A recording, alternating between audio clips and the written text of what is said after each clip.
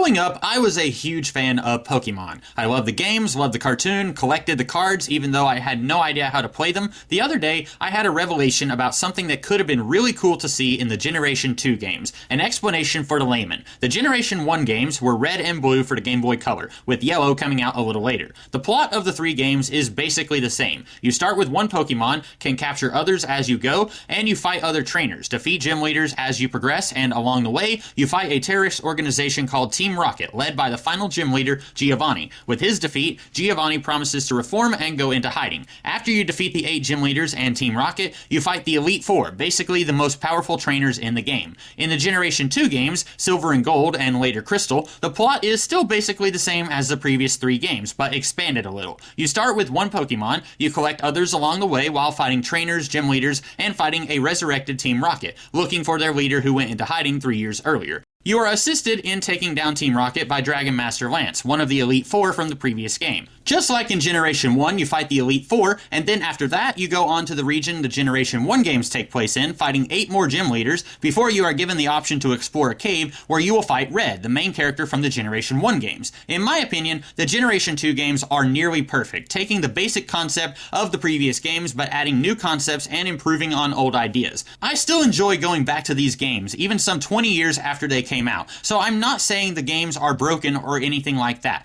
but like I said, I came up with an idea that I think could have made these games really interesting while still keeping most of the plot mechanics and gameplay the same. Somewhere along the way when you are fighting Team Rocket, maybe at Mahogany Town, you see Red, and he's with Team Rocket. Bum bum bum! So my idea is that Red is actually a spy, working his way into the heart of the resurrected Team Rocket to find out who is behind the group's return. But you, as the main character of the Gen 2 games, would not know that until Team Rocket is defeated. This idea would probably require more run-ins with Team Rocket, as the games only give you 3 encounters with him. One at Azalea Town, one at Mahogany Town, and then finally at Goldenrod Tower. I wouldn't want a Team Rocket encounter at every town and city in the game, as that would get repetitive, but if you only find out Red is with Team Rocket in your second out of 3 encounters, that doesn't give this revelation a lot of time to percolate in your mind before you find out the truth. I'd say 5 Team Rocket locations in the game might be better, and you could even have some of these encounters be in the Kanto region after you've defeated the Elite Four. This would allow you to spread these Team Rocket hideouts and fights out a little bit, and would prolong this revelation that Red is a spy even longer.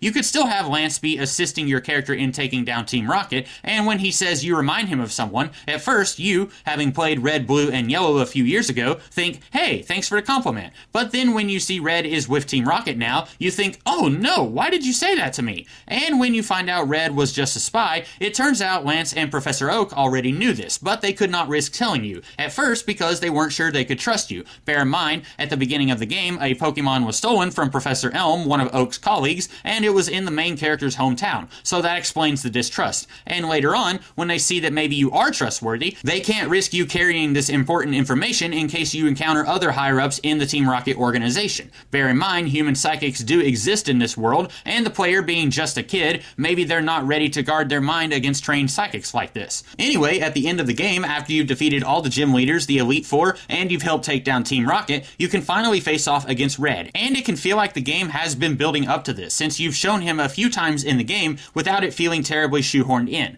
This would also be a better explanation for what Red is up to when Team Rocket is back in action, instead of hiding in a cave for the entire game. Like I said, I love these games, so I don't think they needed any air quotes improvement, but I do think this could have been a fun way to weave in the stuff from the previous games, even more than what they already did. But what do you guys think? Would this have been cool to see? Let me know in the comments if you like this idea, and in the meantime, I do videos like this every now and then, so check them out if you're interested. And I do other videos, so check them out as well. Until next time, have a good one.